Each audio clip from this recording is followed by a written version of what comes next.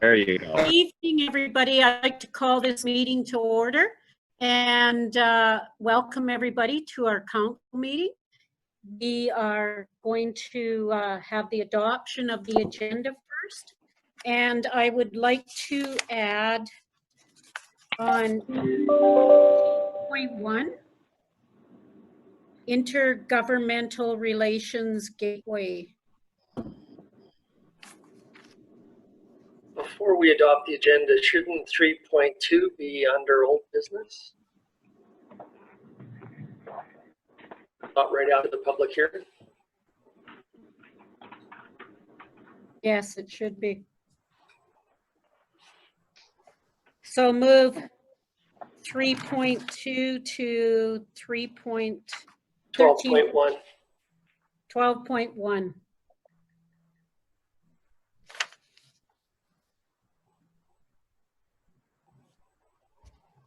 Is there any other changes or additions, or if not, I'll entertain a motion. I'll move with the changes. Thank you, Councillor Forrest. All in favor? Carried. So we're going to move to the public hearing portion of our agenda. Before we adopt a bylaw, there is always a public hearing. And this is a public hearing for bylaw 1007-20, which is an amendment to our land use bylaw 944-13. And it is to increase the types of ways in which members of the public are notified about planning and development applications, the increase options for outdoor storage, i.e. the shipping containers, and alter the development permit requirements for private swimming pools and hot tubs, so long as the private swimming pools and hot tubs comply with fence and lock gate requirements.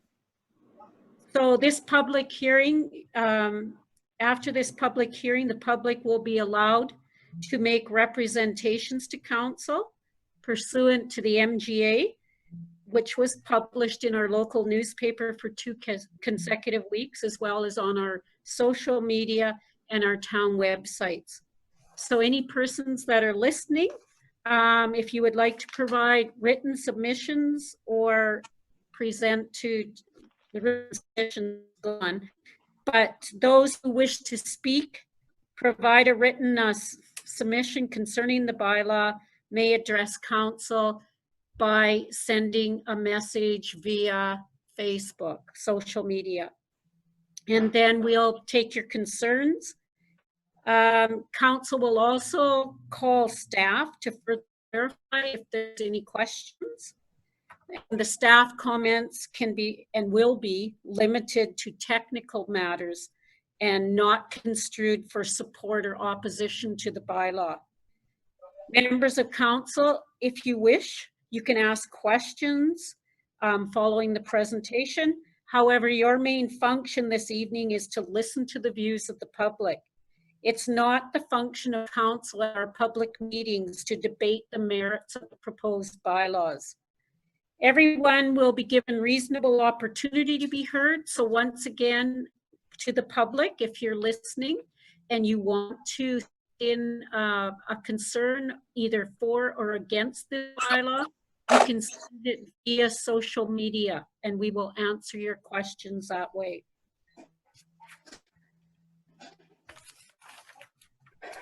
Before closing this hearing, I allow for any representation on any matters contained.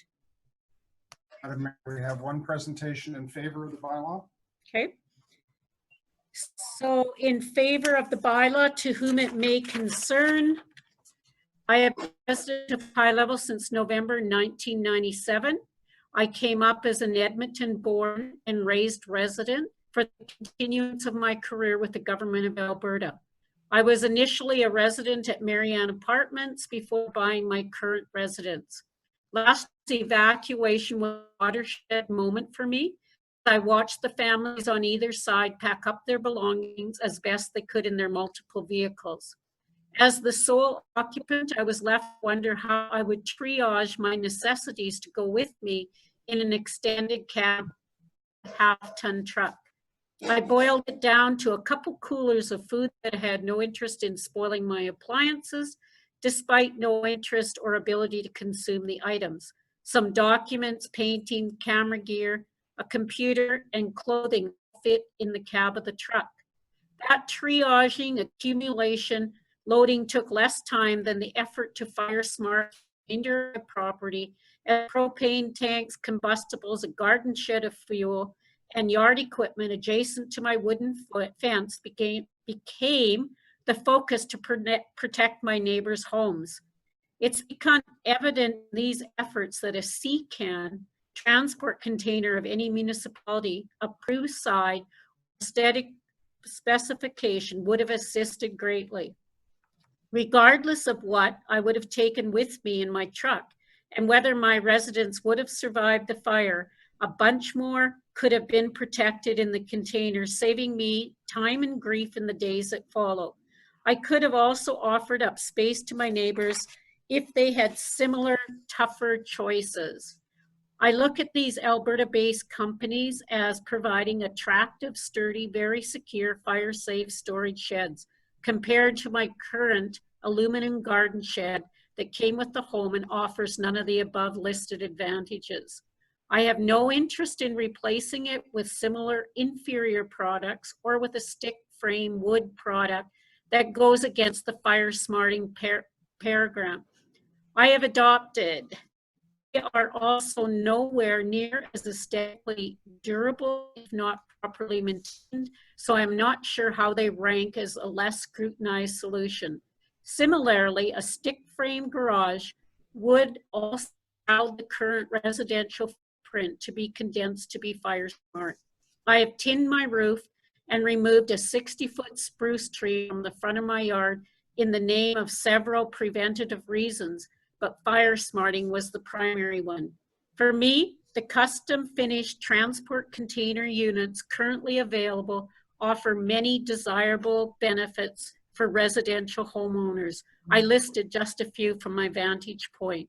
I recognize the need of the minimum standard of the community specifications to be agreed upon so that they are considered attractive alternatives that improve our community rather than another outbuilding type that become a blight in many existing structures. I hope the product lines from the company links help in any discussion.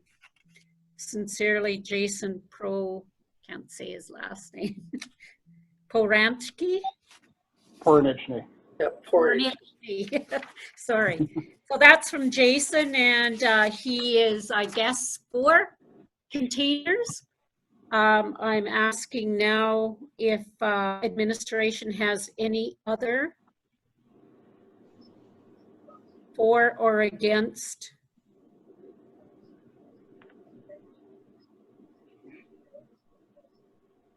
Charles, Bill?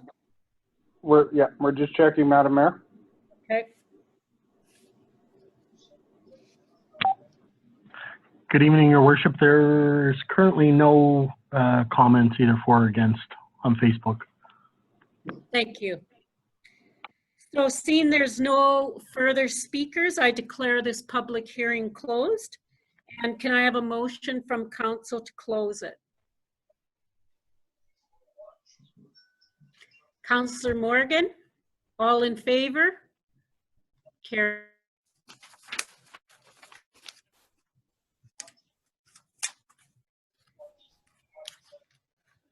Everybody has had the chance to, everybody has had the chance to read their minutes. Is there any errors, spelling mistakes, additions, deletions? Seeing none, could I have a motion? I'll move the minutes. Deputy Mayor, all in favor? Carried. Under these multitudes of notes, so on June 9th, this is my mayor's report. On June 9th, the town working group, which consists of the deputy mayor, myself, and administration, met with Danny for a partnership check-in. This discussion was originally planned for May. However, due to COVID, once again, we decided to do it on Zoom. Our objectives were to reconnect the working group face-to-face and to conduct a check-in to identify success strengths that we've had, address the challenges that have emerged in our partnership, and discuss any solutions and move on.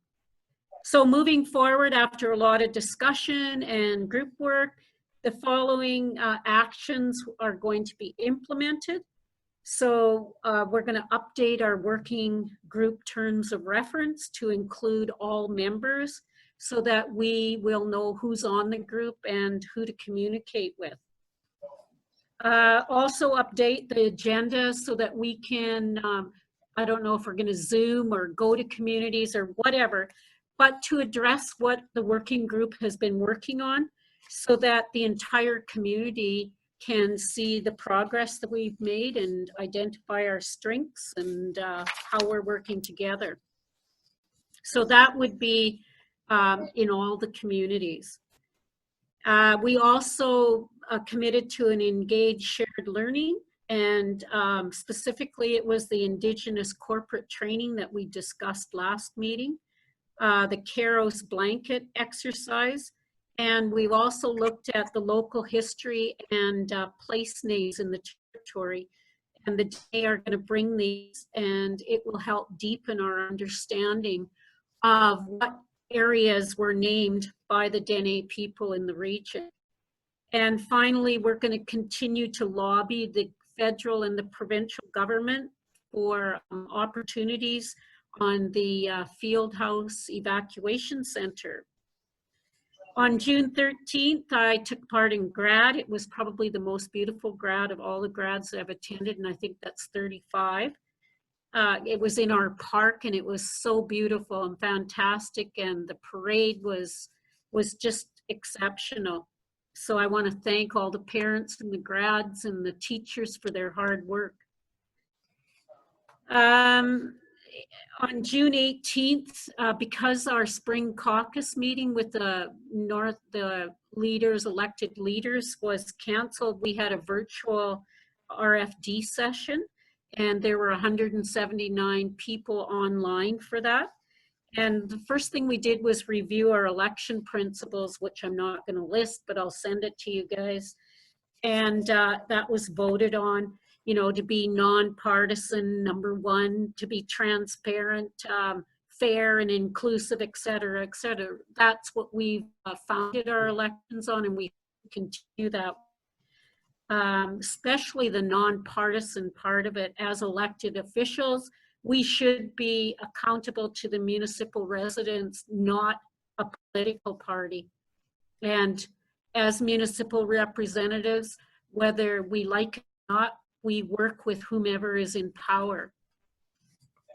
There was a request for decision from the city of Grand Prairie. I don't know if you have heard the premier state that he's going to have a referendum of equalization during our municipal elections, as well as Senate elections. And we, as AUMA, felt that this takes away from local issues, and it gets convoluted, and people don't know what they're voting for, local issues or provincial issues or federal issues. So this vote passed with 95% of the people in favor of lobbying the government to please not do this to us. And if they continue to do it to us, to make sure that we're fairly compensated, that our administration is compensated, that we have enough resource officers and ballot boxes and separate ballots. All of those will be downloaded to the communities, the municipalities. So we're hoping that the government will either not have this during our municipal election, or at least compensate us for all the extra. We also discussed the physician's compensation model. None of the municipalities are happy with it, and it's becoming quite burdensome for small communities. Doctors are leaving, and AUMA has taken it upon themselves to research all of this, and they're hosting meetings right now with doctors and the government and AHS to see what this physician compensation model looks like, and that come to some conclusion. And we're hoping to hear from AUMA later on this summer, and AUMA president will be making his rounds.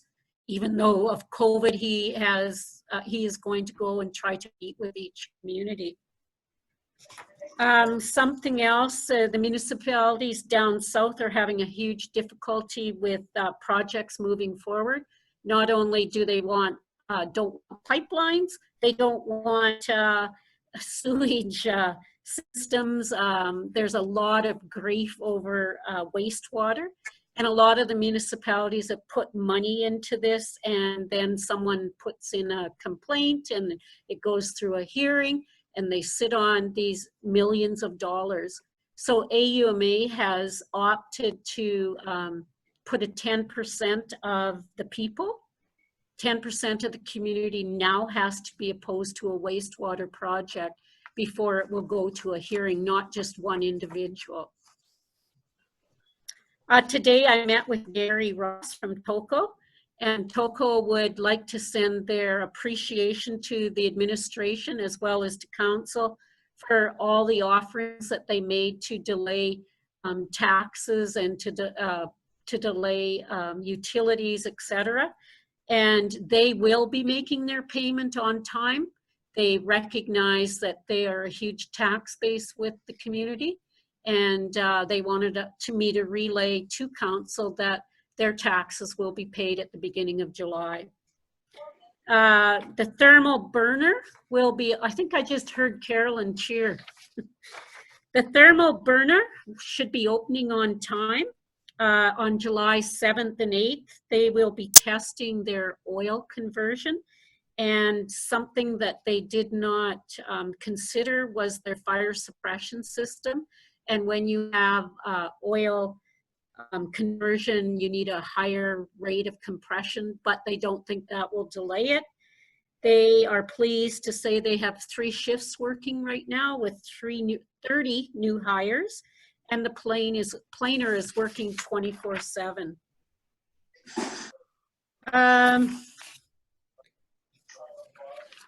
Oops.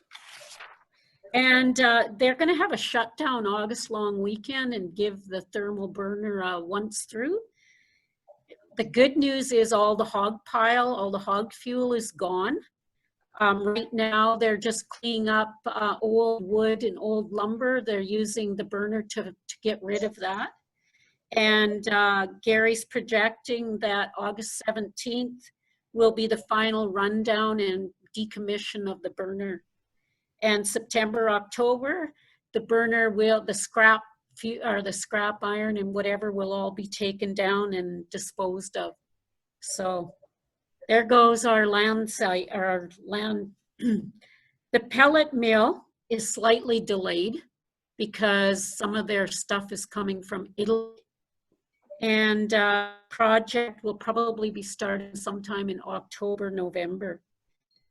TOCO is also building a second fire pond so that they have the extra capacity. They're building a pump station, everything, so that if anything ever happens like last year, that they will have extra capacity.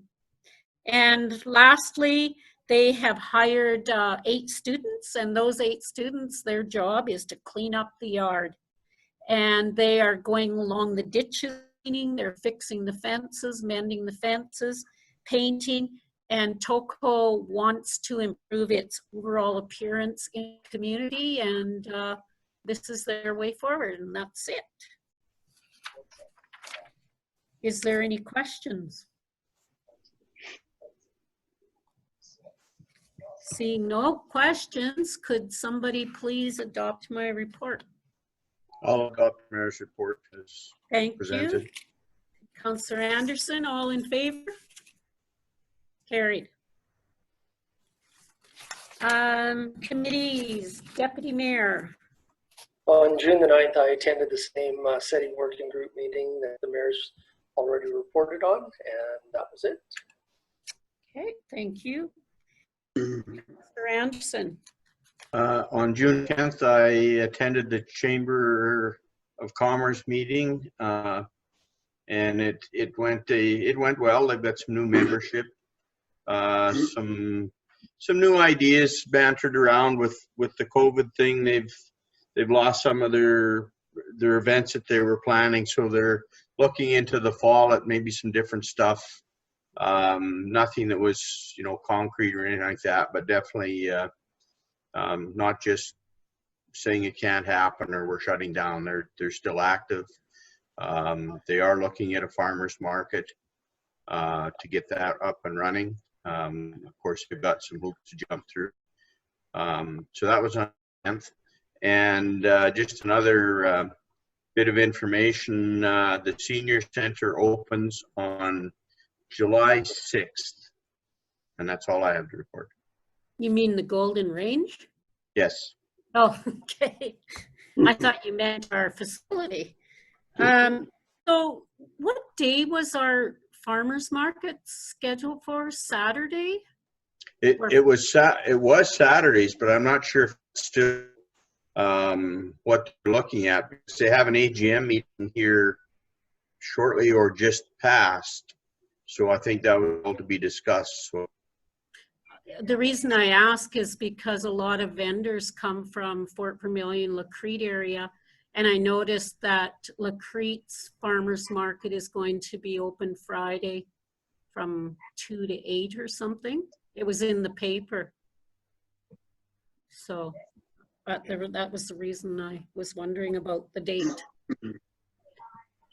All right, Councillor Forrest. No meetings attended. Okay, thank you. Councillor Jessamine.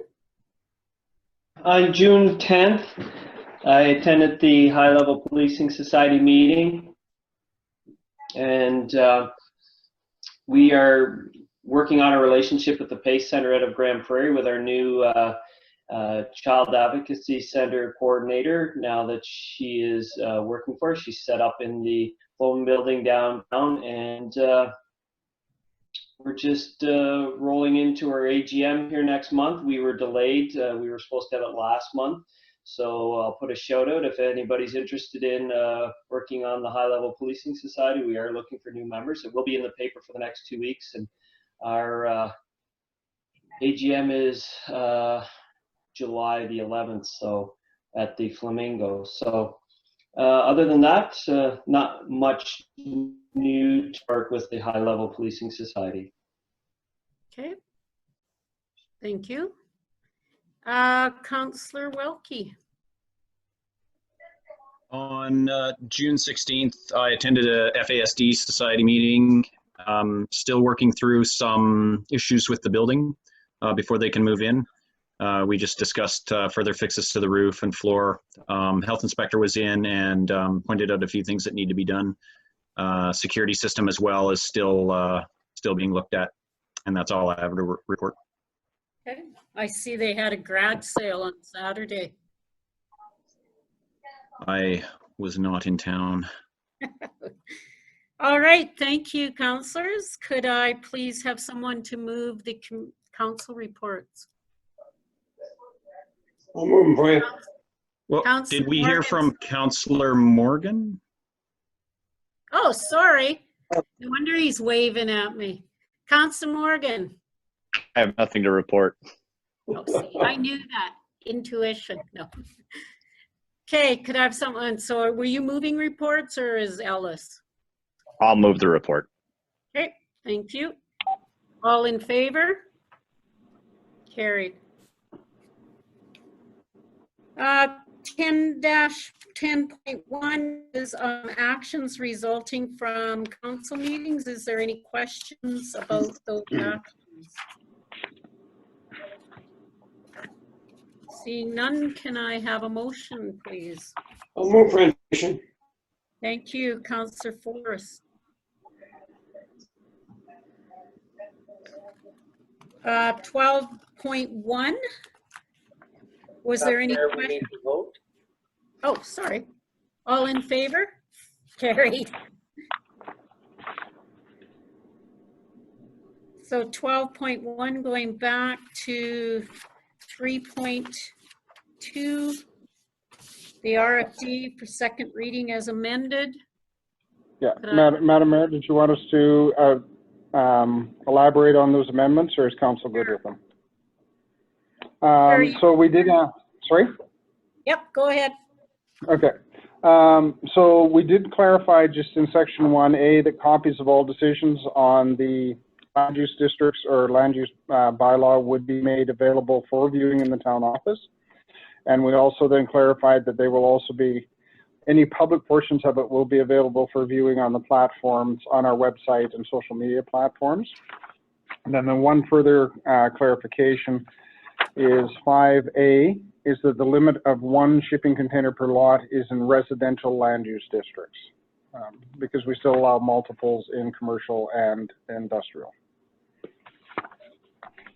Is there any questions from Council of Administration? Okay, could I have someone move to accept second reading as amended? I'll move second reading as amended. Thank you, Councillor Welke. All in favor? Carried. That was Councillor Morgan. Oh, was it? Oh, gee.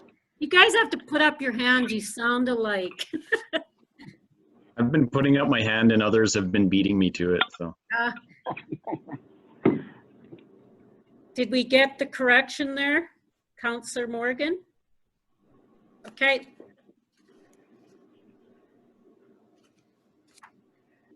Could I have someone move third reading?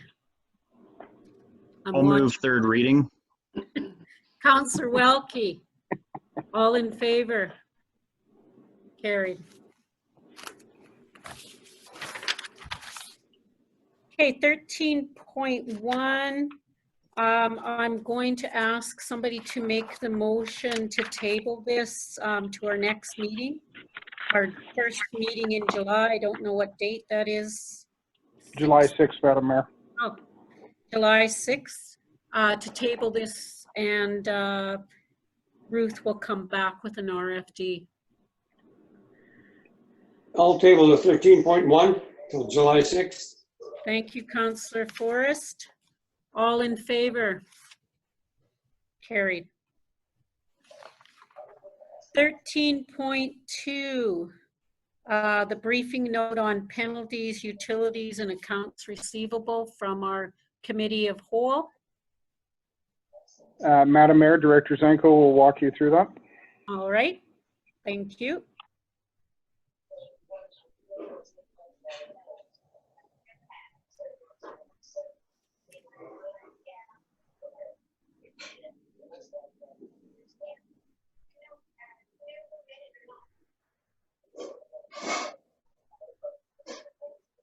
Is she having trouble? I will go check. You may just have to unmute. He hasn't moved the RFP though.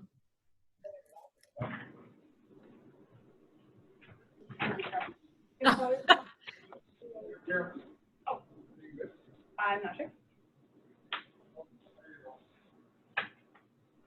Good evening. Can you hear me now? Good evening. Oh, there we go. Hello. Sorry about that. That's okay. This thing doesn't like me. Okay. So utilities and accounts receivable. Council had approved an amending bylaw that essentially deferred utilities and accounts receivable payments until the end of June. The first penalty date after that being July 2nd. And Finance has reviewed kind of payment history over the last few months and has noted that there have not been many people that really needed to take advantage of it, thankfully, but so we are not going to recommend another amending bylaw for this.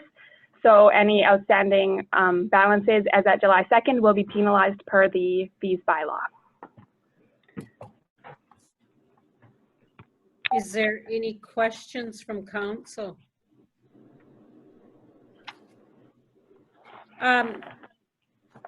Okay, this is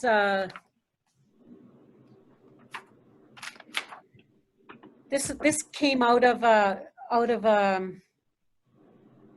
utilities questions from the from two members of our community, and we discussed the. Do we have this on? Oh, okay. Sorry, Madam Mayor. It looks like the title and the explanation are different. So I had been speaking to the penalties for utilities and accounts receivable, but would you prefer me to talk to the sewer rate? Yes, this question that arose of why our sewer rates were so expensive and people were watering their lawn and it wasn't going into the sewer. So administration did an update so that we can show all residents why and how we charge the way we do and how that stacks up against other municipalities. Absolutely. So sorry, I was speaking to something, a separate issue entirely.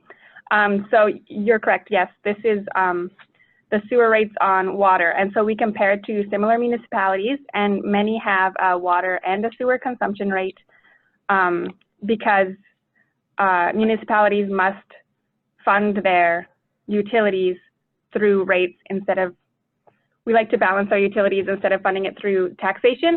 So the system's utility rates fund the system. So we just compared to other municipalities, and the town of High Level is very much in line with how other municipalities charge for our utilities. Okay, so as you see the communities on there, you can see how comparable we are. And not only do we have to fund our water system and our wastewater, we can't tell what is going down the sewer and what is not going down the sewer. So this is why we fund the way we do. And if you were to pay a flat rate, it would be much more expensive than if you were charged by the cubic meter. So just for your information, these are the utility rates. I also want to further emphasize that we are coming to a situation where we have to start looking at a new wastewater facility, and this facility is millions and millions of dollars, of which it's very difficult to get any funding from the government.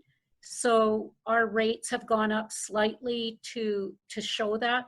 We are now putting into our savings account money so that in the future we will have money there to match whatever grants we can get from the province.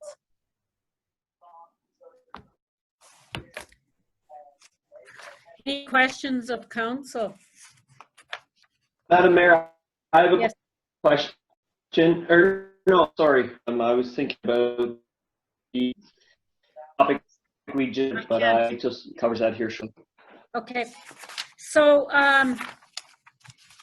under this, could I have, I don't even have a, I'm not matching up here some reason. That's just for information, Madam Mayor. Okay, but what about the utility, the briefing note? Okay, that was just for information as well. Yes. That doesn't have to be a motion. The briefing note on the sewer rates? No, the utilities and accounts receivable. No, that's, if council does not want to extend the penalty date, you can just accept that as information. Okay. I do, Madam Mayor, I have a question about the utility rates and the extension of the timelines for payment. I was just wondering if there were community members that were having difficulty meeting these deadlines, would there be an opportunity to assess their bill and maybe extend it on different water bills across the community if there were families or individual people that were struggling due to COVID. That any of the ratepayers has the right to bring forward and make that request of council, so we could deal with those on an individual basis if need be. Okay. You also can set up a payment plan, am I correct? Yes, that is correct as well. Does Thank that you. answer? Okay, thank you. Could I have someone move to accept 13.2 for information? I'll move for information. Councillor Anderson, all in favor? Okay, 13.3. Madam Mayor, I believe Director Wolf has an update for the open air cinema. Good evening, Your Worship and Council. Can everybody hear me okay? Slightly. I can move closer or talk louder, or are we good? There, that's better. Okay. Our community development manager has been working with the Denny Taw on this project to kind of outline what we're looking at. Looking at the dates of July 10th and 11th. The one thing that we hadn't realized is it does have to be dark for this movie, and therefore they're looking at an 11:30 start, and not I'm not doing the double movie anymore. We do have to provide the DVDs and have a license, so we have to go to the library. So we're pretty cutting it pretty fine. We had also asked on payment whether they wanted to do like a donation, like some of the other municipalities had done. We generally have all our programs and events are free for the most part. So their idea was to charge $20 to $40, and the proceeds go to the Fort Vermilion evacuees. You have to have a generator for looking at any grass spot. I'm wondering a little bit about the noise on that. From administration's viewpoint, we're just wondering if we should possibly consider September. Like, we think it's a fantastic idea. I know they're pretty excited about it. But we were thinking more of a family event and something that would be starting earlier and a double feature. But we still could partner on this and proceed. So what did they say?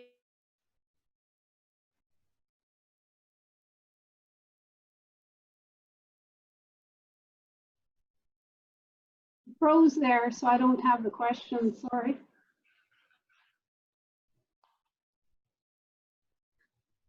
Sorry, I think we may have lost the mayor with an internet issue. Does anyone else on council have a question? Charles? Councillor Anderson. Yes. So what's the consensus with the Denny if the date were to be moved into September? And is the cinema available in September?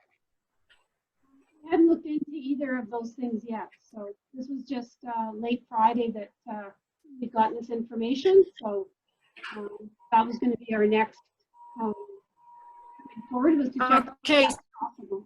Well, So perhaps we could table this to the July 6th meeting so that we could have more information on what a more appropriate date would be.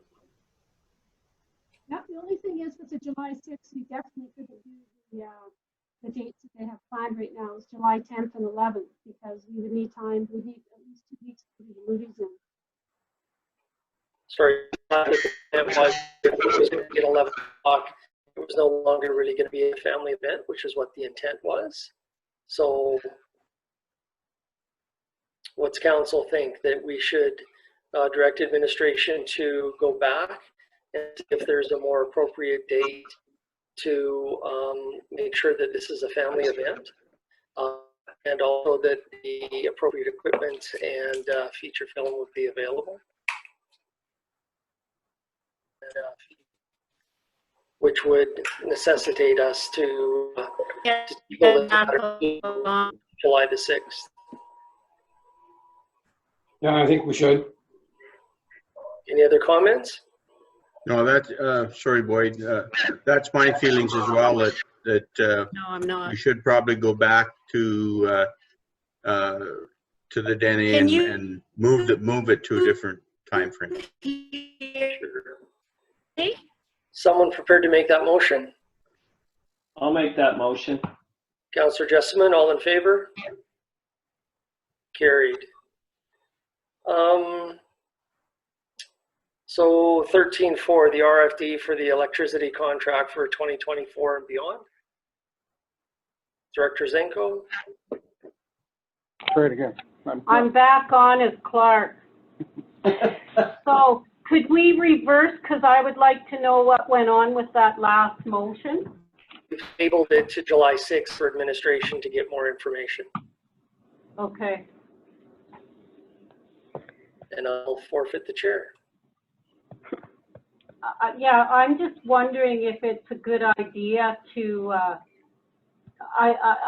to table it, or if we should just let the Dene know that we're out.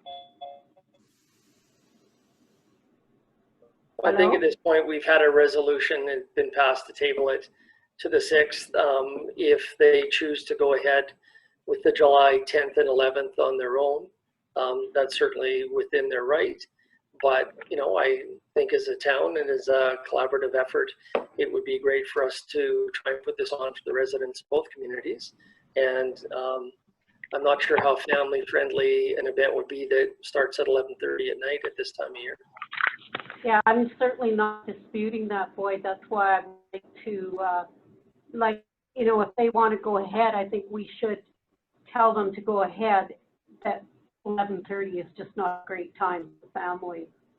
But I was under the impression that this screen, when they contacted me, was good in the daytime, because there are daytime screens.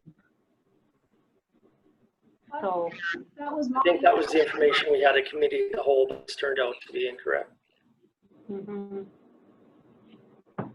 Okay, thank you. So go on to electricity. Yeah, that's Carolyn. Hello again. Hello. So, so our energy consulting firm has contacted us about potential commodity price decreases in the forward wholesale electricity market as a result of COVID-19, and they've been really keeping an eye on it. And we did a competitive RFP to market to feel out what kind of prices are out there, and they would like to, if council would approve, competitive electricity prices for 2024 and beyond at or below $51. If council would like to approve that for our commodities, and that doesn't necessarily mean that administration will sign into a contract, but if something does arise, we would like to be in the position to take action. Any questions from council on it?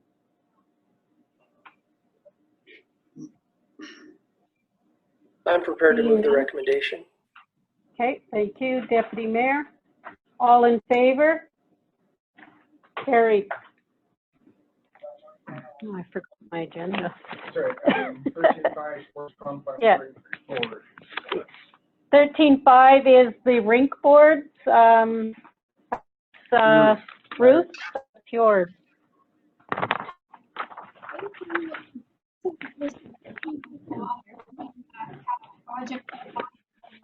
Yeah, we're having trouble hearing you, Ruth.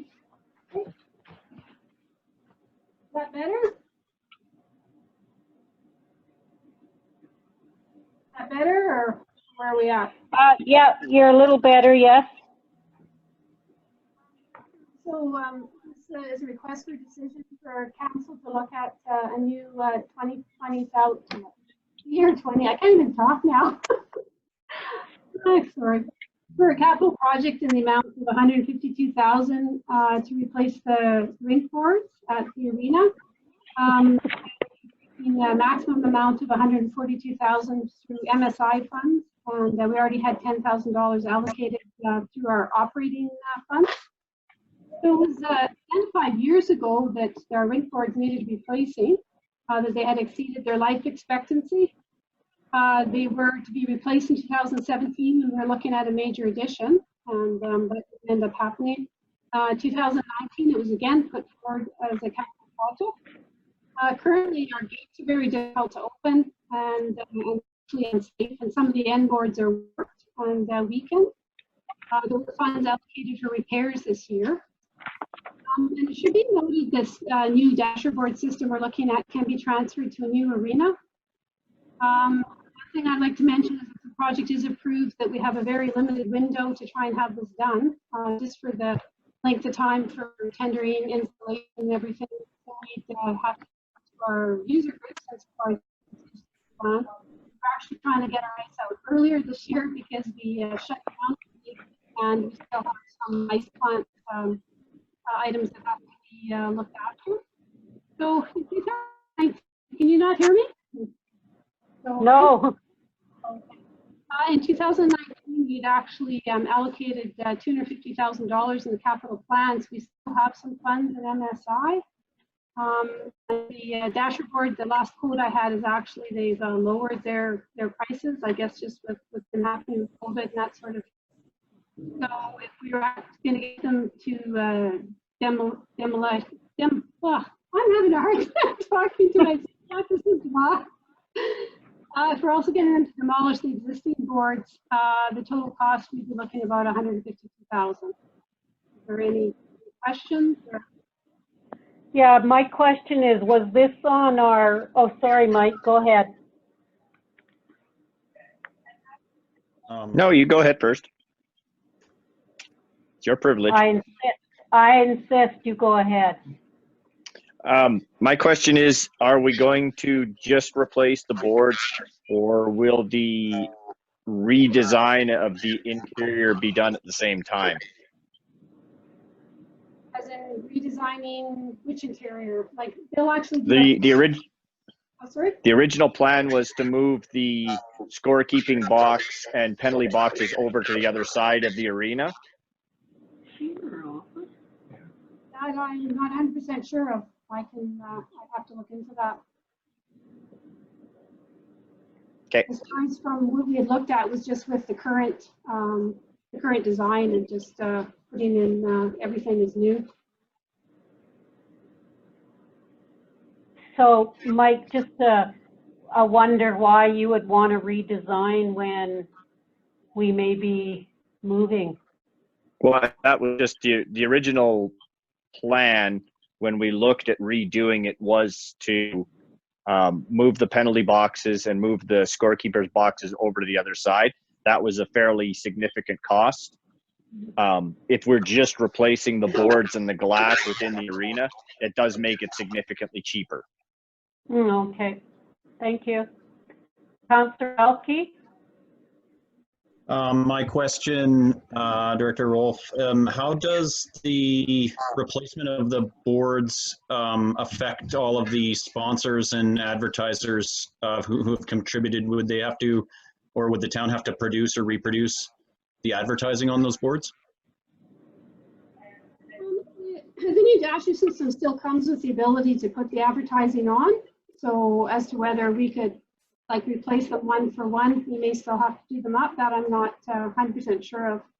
But there's enough contingency here, we would be able to cover that. We'll check into that. So if there's existing advertising kind of contracts in place, those would carry over to the new system? Yes, we do have existing contracts, so. So how long is the contract on a board?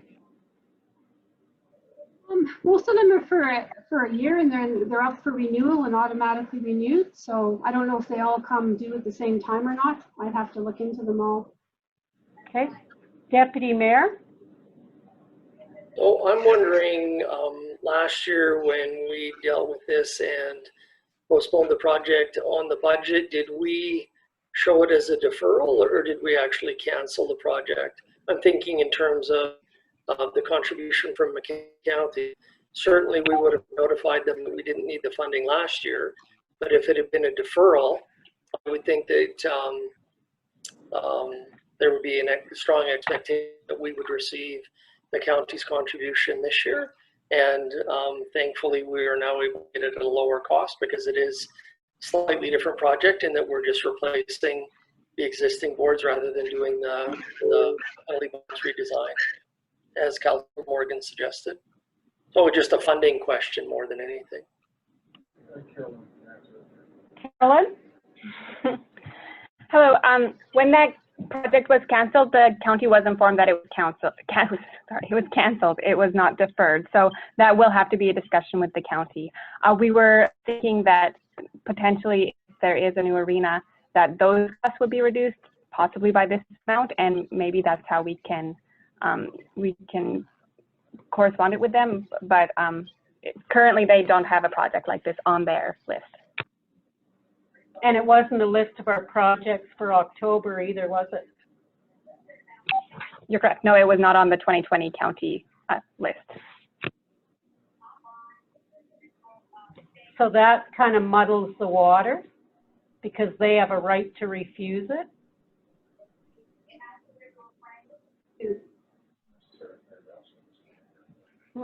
I would hope, given that they had approved their contribution for last year at a higher dollar amount, that now that we're able to bring it in a slightly lower cost, that hopefully they would still be in favor of it. It does benefit county residents to a significant degree.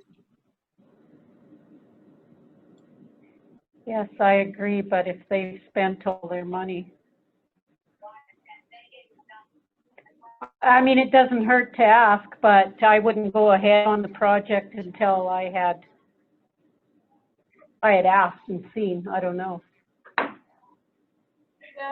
recommendation wasn't based on us having to have the county's funds to go through, like there is enough money in the MSI. That's why he had suggested that the maximum amount of $142,000 be financed through MSI. So we were able to come back, and it would be less that we'd have to the other. We'd have digital funds left over in MSI we could allocate to another project.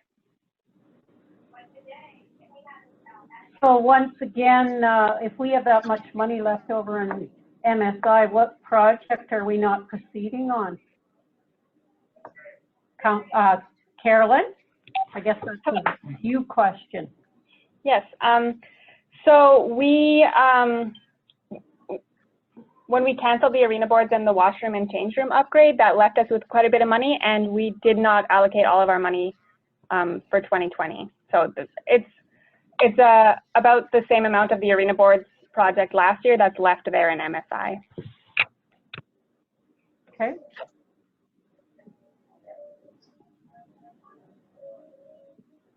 Any questions? Nope. No further discussion, then I will ask someone to make a motion. I'll make a motion that we go ahead with the purchase of those new boards. And?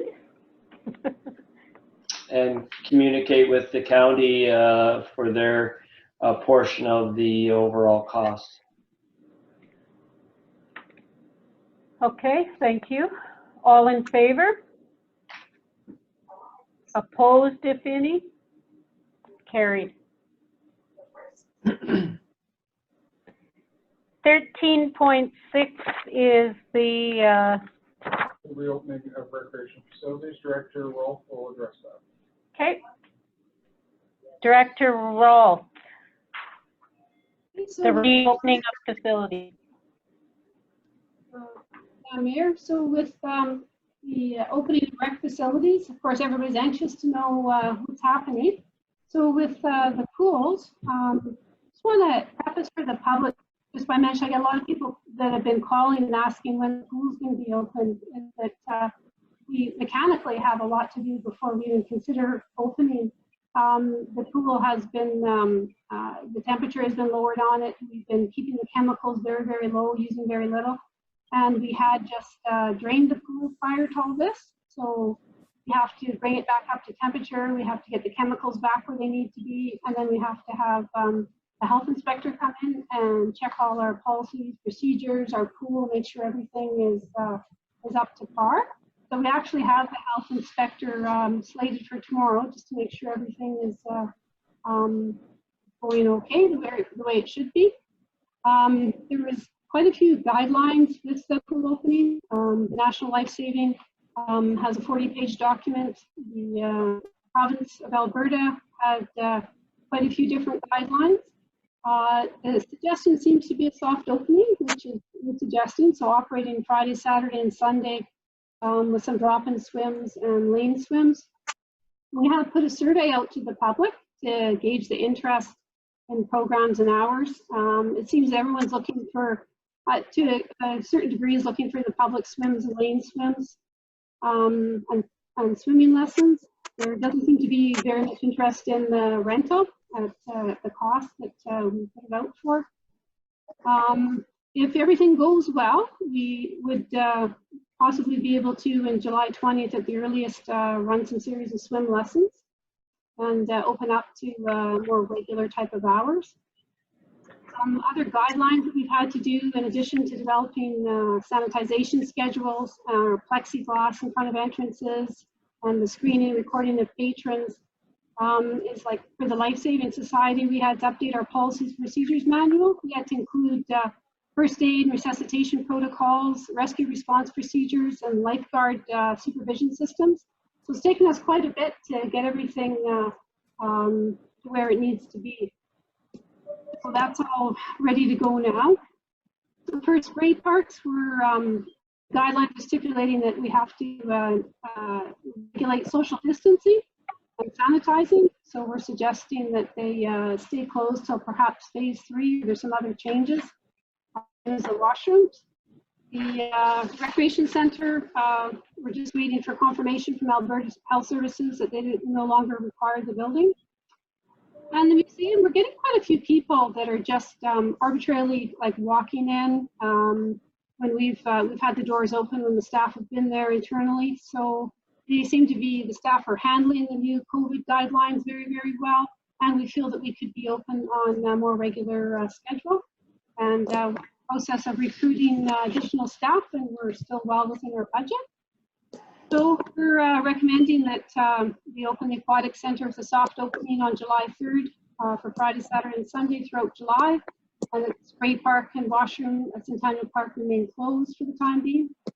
The rec center be open for bookings and day camp as soon as it's released from Alberta Health Services. And that we open up the museum, Mackenzie Crossroads Museum, 7 days a week starting July 6th.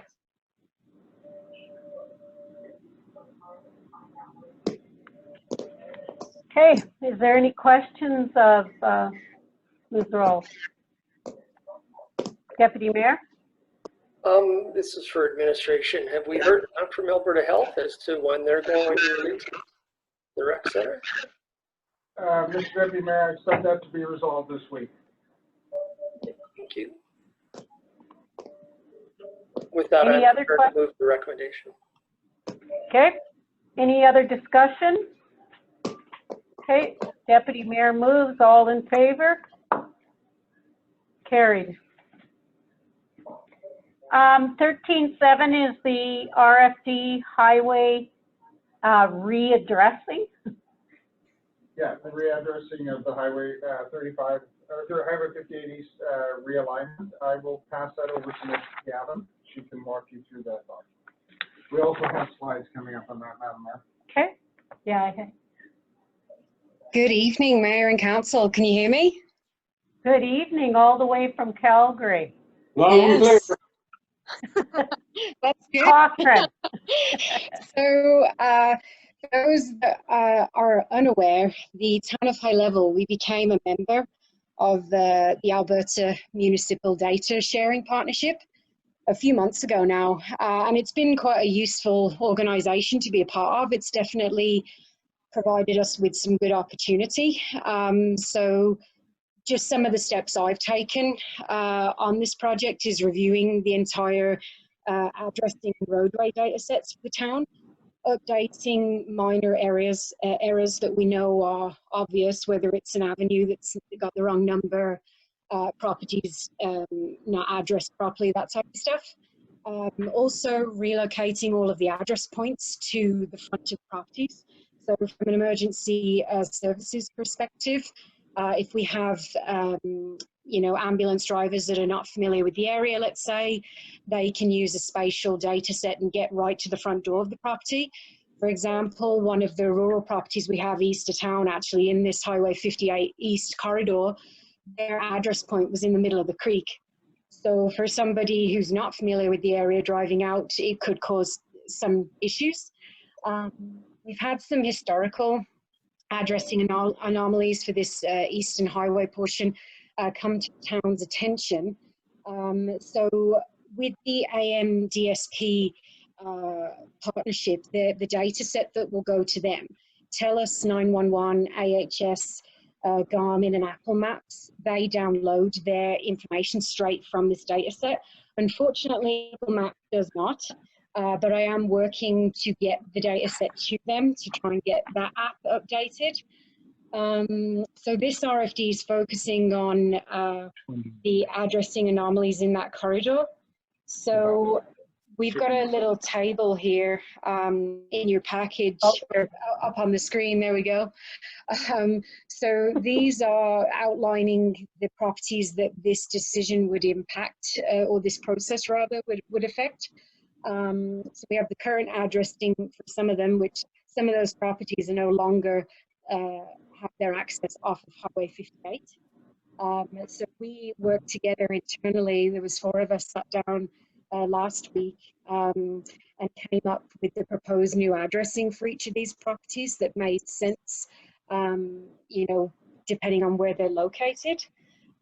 So those are all the properties that it would impact in that table.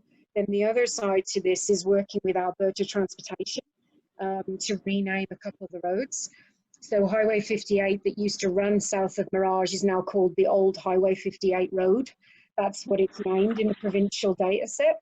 So because it lines up with 98 Ave, we're proposing that that's what we change it to, because I believe we will also be taking over the ownership of that portion of the road as well, if we haven't already. And then 92nd Avenue is the service road that is north of Highway 58, so by where the new Richardson property is going to be. So in an ideal world, if we had a 95th Ave on the west side of Highway 35, it would be approximately in that location, or we could give the road a name. So Pioneer is obviously, you know, it has a lot of meaning up in the high level, the Mackenzie region, not least of all just for Richardson Pioneer. But yeah, so that's kind of what we came up with there. And then financial impact for doing the processing of the data. There won't be any impacts for that because that's just internal. I could do all those and submit the data sets. However, the signs, they're approximately about $80 to $100 for each set. So if you go off of the rural addressing sign, the green ones that you find on the highways, those are about 80, something like that, for us to purchase and install. But for costs, we would definitely come back to council at a later date for those.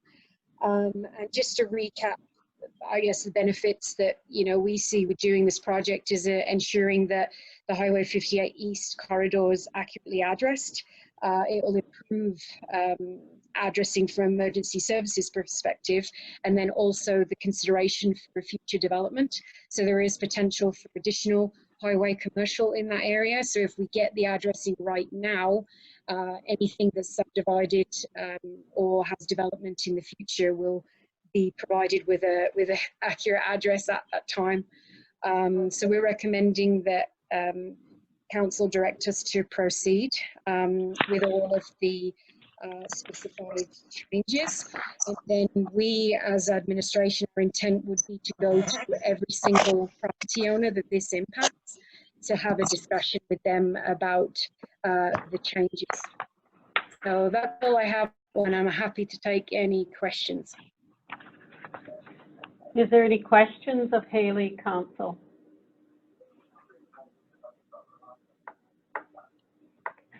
I guess not, Haley. Good. Yes. I'll move Brent. the recommendation. Thank you. Councillor Anderson moves. Oh, you have a question? So Deputy does Mayor? the recommendation include Pioneer Road or 95th Avenue? I prefer the I Pioneer think we Road. need to have a discussion on that one. Yeah, we'd have to talk to Alberta Transportation as well. I mean, we have to get their input on what would be allowed, and also, you know, talking with council, administration, and others. So for now, we've kind of left it as an or, you know, as those two. I believe Pioneer Road is the preference, but if we can't get it, then 95th Ave, I guess, would be the second option. Madam Mayor, we can bring that specific issue back to the July 6th meeting. So that specific issue will come back to the July 6th meeting? The naming of the road? If that's the wish of council. Is that the wish of council? I would say so. Do you want to make a friendly amendment in your motion? Well, I'll make the motion as for alternative one, without the naming of the road in there, to come, and that portion to come back to council July 6th. Okay. All in favor? Carried. Thank you, Haley. Thank you. Correspondence for information. Does somebody want to go through that, or do you want to receive that for information? We do have a graphic, Oh. Madam Mayor, that we can bring up just for the public. Okay, for the public. Who's going to speak to this? Oh, what happened?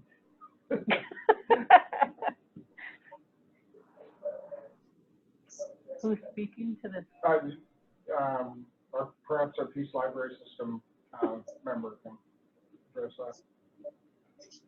So this is the Peace Library System.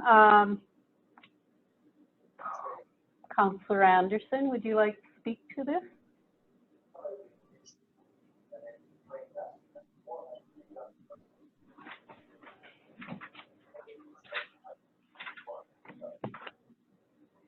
I think it's quite straightforward, as is presented there on the screen. So it's got many member libraries that are, well, members of the Peace Library System. And they supply the libraries with books and not just books, but all their resources that they require.